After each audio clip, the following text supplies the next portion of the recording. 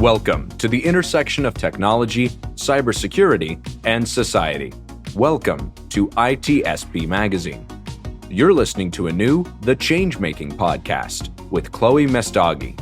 Each episode will introduce an area of technology that needs work and highlight the changemakers working on it. Join Chloé and guests as they tap into their passion about equity and rights for all. Knowledge is power, now more than ever.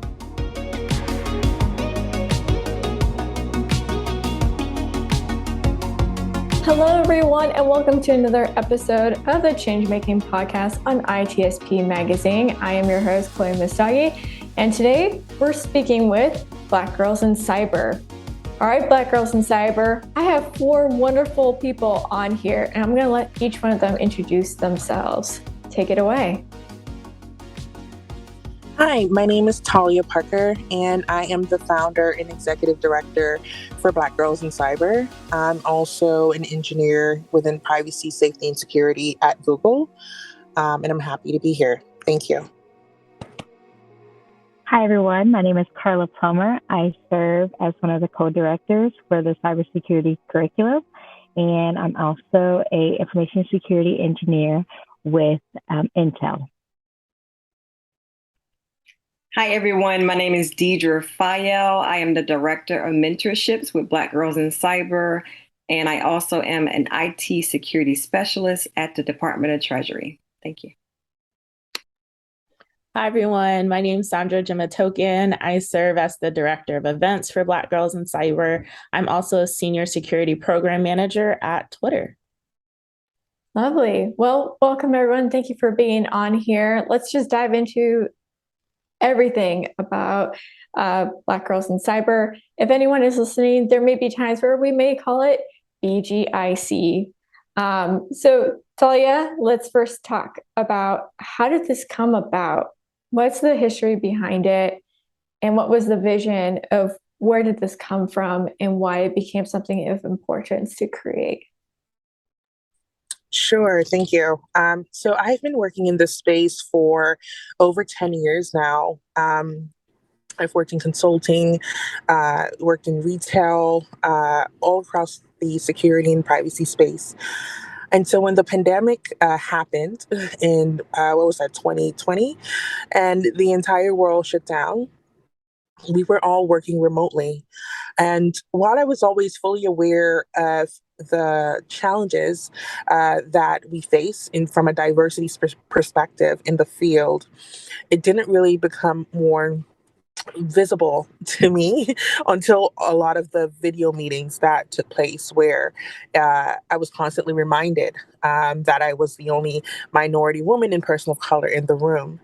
And so at that point, I really felt the need to do something to contribute to solving for our diversity and talent issues within the space. And we started doing these Facebook Live series when I would invite other women of color to share their journeys, to highlight how diverse it was in terms of how they got in, the types of work that they did, their credentials, and to really create industry awareness around what the opportunities are. And from that, I joined the Share the Mic in Cyber campaign, which was driven by a friend of mine, Camille Stewart. And through the Share the Mic in Cyber, where they pair Black practitioners with allies in the community, my ally encouraged me to consider starting a nonprofit organization to receive a larger support for the work that I was already doing. And so I took his advice and I made the jump and I invited these amazing women to join me on the journey. And here we are today with a mission to support as many women of color and bring them into the space of privacy, security, and STEM, and creating more opportunities and reducing barriers to entry through mentorships, through scholarships, through training and events. We are able to educate and bring more diversity to the field. And so that's what we're trying to achieve with Black Girls in Cyber.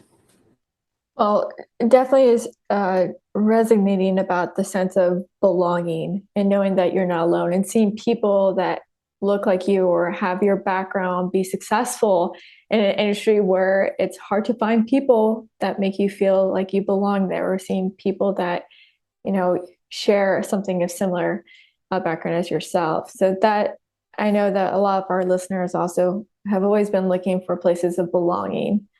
And I know that Black Girls in Cyber is definitely a good place for them to check out.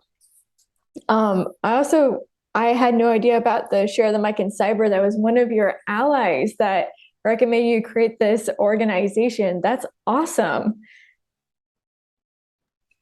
Yeah, that's amazing. And actually, I've done a few Share the Mic in Cyber, and I have great relationships with all of my allies who still support Black Girls in Cyber to this day. So I'm really grateful for that campaign and what it means for Black Girls in Cyber.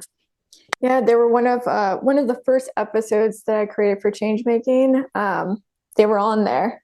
And so it's always wonderful to hear those kind of stories, that collaboration and creating something so impactful and important. Absolutely. We're definitely a result of that. So I'm definitely grateful for that. Lovely. So Sandra, Carla, and Deidra, so tell me, how did you all came about in learning about this organization? I can go first. This is Carla. I was one of the women that Talya approached when before Black Girls in Cyber was a full nonprofit, to just do a Facebook series interview to talk about my career and the past and the journey that I took. I've known Talya for a lot of years. We went to middle school and high school together.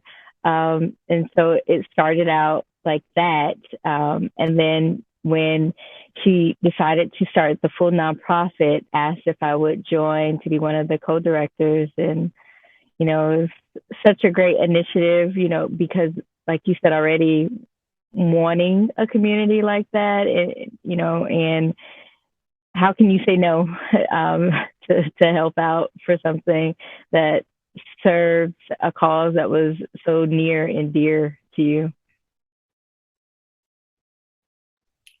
Hi, I'm just going to jump right in. Yeah, so I've been a fan of Talya forever, but I was a part of one of her previous endeavors, Dope Wives, and so I started following her then, and then I realized she's in cyber, and then I actually got into cyber as well and started having those diversity issues as well, trying to find myself in the cyberspace.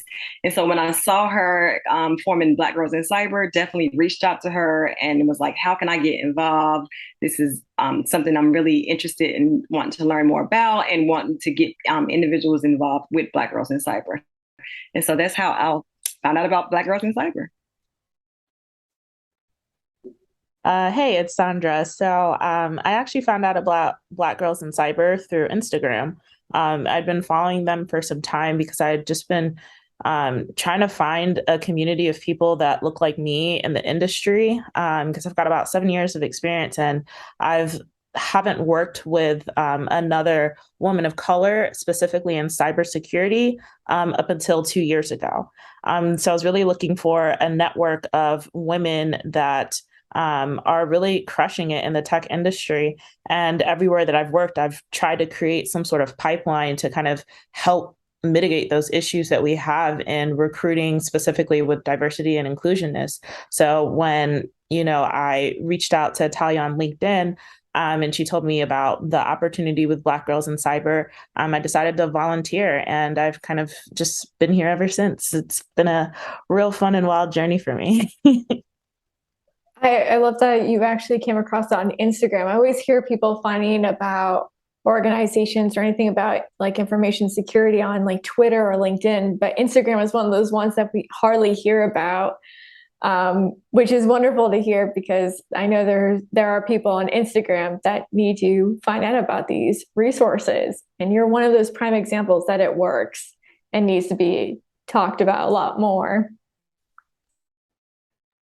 Absolutely. Like, I also am a big fan of the branding. So like anytime I find an account that I really like the aesthetics, I'm going to follow.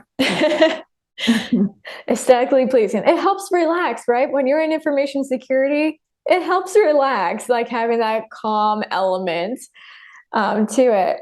All right, so let's get into the gritty details about like what each of y'all work on, so anyone who's listening can learn how they can also participate. So I'm going to first go to Carla. Carla, tell us about the cohorts and what you're doing on that front.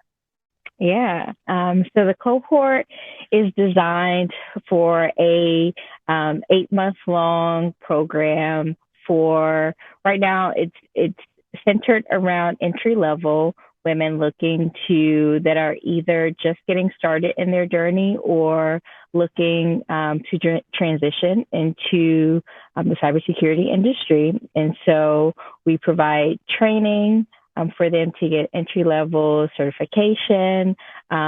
We partner with our events team to provide sort of like day in the life series so they get to understand and get to learn about different roles and opportunities within the cybersecurity industry. One, to try and help do a little myth busting about everybody does not have to be a hacker. Everybody does not have to be uber technical, right? And so we do resume help in redesigning to help them on their journey as they embark upon the finding roles. We're starting partnerships to help with internship opportunities. And so that's where I serve alongside Akila Tansel. She's the other co-director for the curriculum, and we just get down and try to decide and figure out how we're constantly changing and evolving and, looking for input on how we can make the cohort better. Nothing stays the same in our industry, so therefore our curriculum should never stay the same. And so that's pretty much what we do. We look to bring in women who are really motivated to complete the journey, start the journey and see it through the end to become fully certified with, their entry-level certification and get started. Just like Talya mentioned before, really just trying to help close that gap and those barriers to get started that there is, in our industry. We all know that security certifications can be very costly. And so we are greatly appreciative, of our donors and, any support that we get so that we can help, close that gap a little bit. Excellent. And then Deidra, what about, I know that you're working on finding volunteers for mentoring. Can you tell us a little bit about the mentorship program that y'all have and how people can get involved, what you're looking for in particular to help? Yes. Thank you. So we are so excited. We're we're gearing up, trying to start our next annual mentorship program. And this year we will have 2 tracks. We will have one for cybersecurity and privacy. The mentorship program will run from March 6th through October 29th of 2023. And the applications will open up next Friday. So please follow us on social media for more information about the mentorship program. But it is an 8-month program where we, like Carla mentioned, we help guide and prepare you to learn more about cybersecurity and privacy. We're aiming to help you get that CompTIA Security Plus, and then with the privacy track, we're helping you obtain that CIPT certification as well. It is a self-driven program with mentorship guidance. So there is a schedule with monthly activities. We have homework assignments, not really big homework assignments, but we have smaller homework assignments that you have to do based off of the cybersecurity and the privacy curriculum. And our commitment is to pair the cohort fellows with mentors based off of their personal and professional goals. And so some of the features are you do have one-on-one meetings. So it is a one-to-one. It's not a group setting. mentorship program, you do have the guided professional development. And then you're going to get that individualized support from Black Girls in Cyber. You're going to be able to talk to Talya individually, talk to Carla, talk to Sandra, all of us that are working in that cybersecurity field. You're going to have that individualized support from us. And so we are looking for cohort fellows. If you're self-motivated and committed to learning, new to the cybersecurity field or privacy field, or even wanting to change your career, we are looking for you. You will have access to mentorships and learning resources to help you obtain those certs. We're also going to enable you to develop your strategy, your vision, and your action plan. And then you're going to be attending all of these fabulous events that we have for Black Girls in Cyber and our conference that Sandra will elaborate on. And for the mentor piece, if you're looking for an opportunity to kind of help others give back, pay it forward, or share your knowledge in the cybersecurity or privacy space, then we are definitely looking for you. We just ask that you just foster accountability with the cohort fellows, provide them with career insight and any kind of networking opportunities. And so, with the mentors, we just ask that you meet with them 2 to 4 hours a month and just be fully committed and engaged to remain in the program for 8 months. And so that is pretty much the high level overview of our mentorship programs. But our end goal is basically to create that pipeline and get everyone certified, being with CompTIA Security Plus or the Certified Information Privacy Technologist Cert. We're looking to build a network of like-minded cybersecurity professionals and just give the cohort fellows that basic understanding of cybersecurity through our trainings. And ways, if you're out there and you're looking for ways to help us, you can help us with recruitment. You could help us with kind of skill development, helping our cohort fellows get the skills that they need. You can also work with the curriculum team, and that's about it. So again, applications open on Friday, September 16th, and just be sure to follow us on social media for any other information. Excellent. I love how you also mentioned about that. It's not just about professional goals and mentorship, but also personal goals that you may have too. I think we tend to forget about that when we talk about mentorship, that it's only about, your career and path and getting you okay on your role. When in reality, there's so many other issues that people are facing too, that they need help and assistance on, guidance. So it's wonderful to hear. Yes, I agree. Yeah. I was going to say, yes, I agree. We all can be technical, but the soft skills do matter. So we do have that piece in our curriculum as well. I know. I kind of wish that one day we will find a different word than soft skills, because I feel like those are incredibly important, more important than anything, because you cannot get anywhere in life without having good communication practices and learning how to develop relationships, how to network in your career. Absolutely. So, Sandra, I know that you're running the annual conference. Tell us everything and anything about the event. I'm super, super excited for our conference next year. It's going to be our first annual conference, and it's titled Moving Beyond the Vulnerability. So like Talya said earlier, it's going to be based in Atlanta, Georgia, which I'm excited because that's my hometown. And so the purpose of the conference is really to create and serve the space again that is towards the women of color and minorities specifically. And so we want to be able to host a conference where they feel like the content was catered towards them. So we plan on having not only live sessions in terms of having labs, having curriculum where we're looking at both the hard and soft skills, sorry to call it that, but like being able to speak towards like leadership and topics like unconscious biasness and what the things that we're kind of dealing with on a daily basis. We also plan to have like keynote speakers and everything. So in terms of some of the things that we need, it's definitely volunteers towards not only planning the conference, but also kind of hosting the conference, like, just being on the ground, being hands-on. And outside of the annual conference, we also have other events that help support both the cohort and the mentorship programs.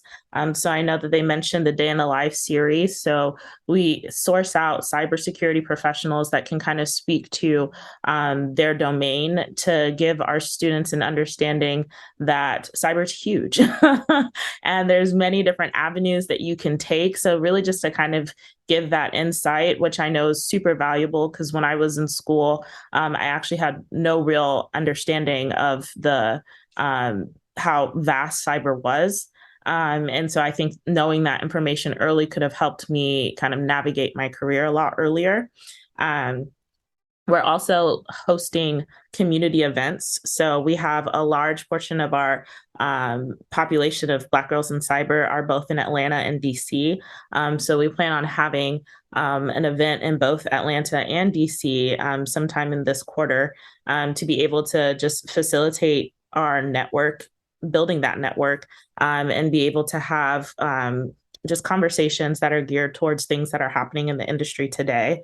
And then we also plan to have university partnerships, especially with HBCUs and other major universities within some of the cities that we serve. So in terms of help there, obviously helping to build kind of partnerships within the community, whether that's within the industry and helping with industry events that we partner with, or building partnerships with universities.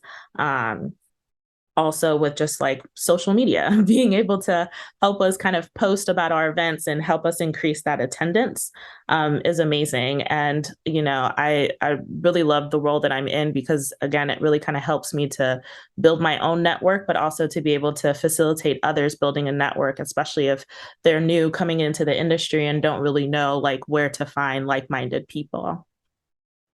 Absolutely. And that first year is so critical because it's that 1 year, if they don't feel like they belong, people will leave. Because, you know, we do have a diversity and inclusion problem. I always tell people, and I know it's controversial to say to some, but we don't really have DI in our industry. We have a working idea of it, but we're not actually fixing the situation. And Sandra, you did point on something about the unconscious bias situation. And that's something that I wonder if y'all have any advice or anything on that when women of color are joining these companies or joining this, industry, and they keep facing people with unconscious bias and putting it a real situation for them to have to deal with. Do you have any advice on that?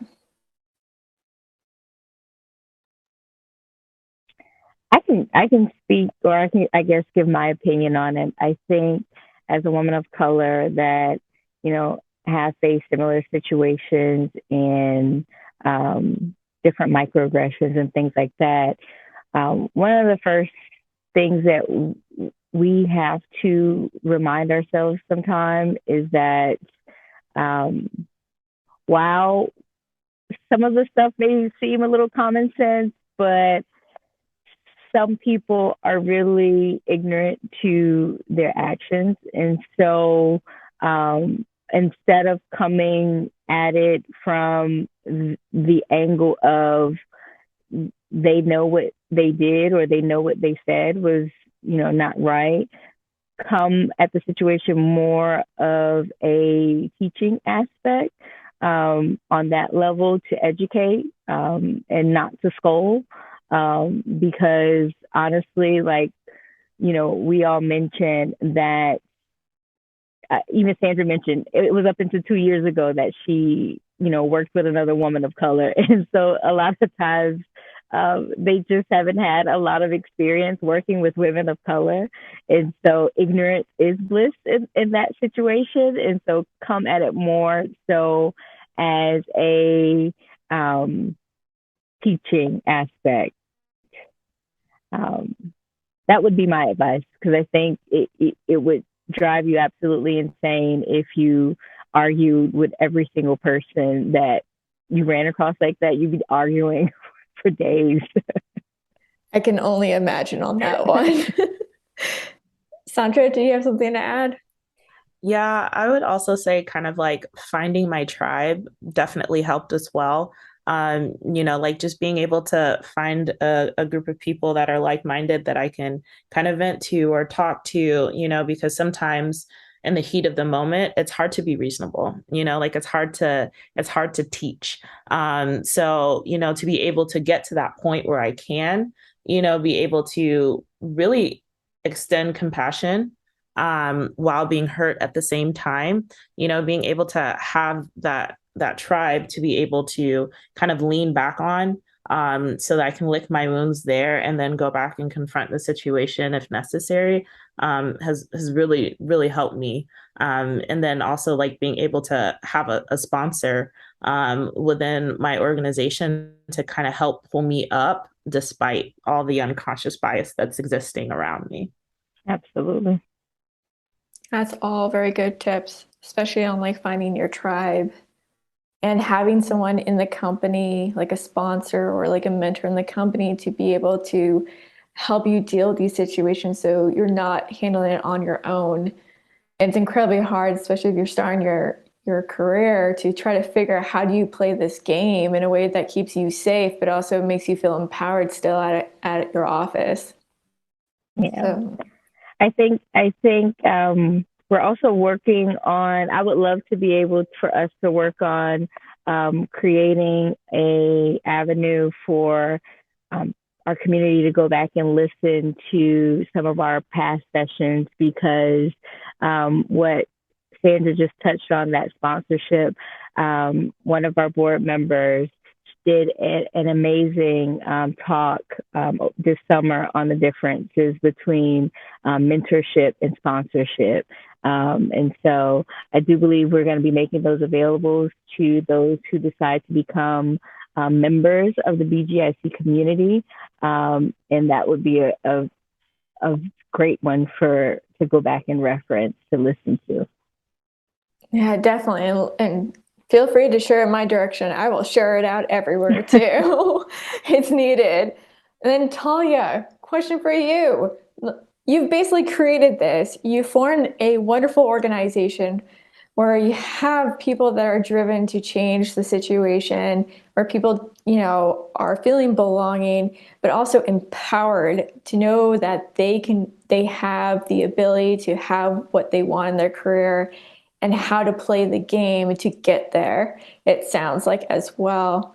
Talya, what do you need from people in the community to help you and to continue your mission in growing out the organization and also fulfilling the mission continuously? But also, what do you need as a leader that people can help you specifically as well? Yes, thank you so much for that question, Chloe. I think one of the ways, for those who are listening, can support the organization and me, my role is we are new to the nonprofit world. And, there are many challenges that come with being able to execute on our mission and our defined objectives without the necessary resources. So we're always looking for ways to increase our financial resources so that we can sponsor more women. We can make an even greater impact. Being able to, be introduced to key leaders who can make a difference and help to partner with us to provide internship opportunities, externship opportunities for those who are coming through our program, and just really creating more opportunity for larger visibility so people are aware of who we are and what we're doing. So definitely, I think those are the ways that we could receive support from others, for sure. Lovely. Well, thank you all for being on here with me today. And for anyone who's interested in learning more about this fabulous group, Black Girls in Cyber, the link will be below so you can learn anything and everything. And feel free to follow any of these wonderful people that are on the podcast today. Their social media handles are below. And thank you all so much for taking this time out. It was lovely to hear about your org. Don't be a stranger. If you ever need anything, let us all know.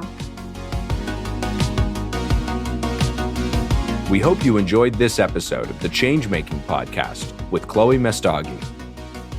If you learned something new and this podcast made you think, then share itspmagazine.com with your friends, family, and colleagues. If you represent a company and wish to associate your brand with our conversations, sponsor one or more of our podcast channels. We hope you will come back for more stories and follow us on our journey. You can always find us at the intersection of technology, cybersecurity, and society.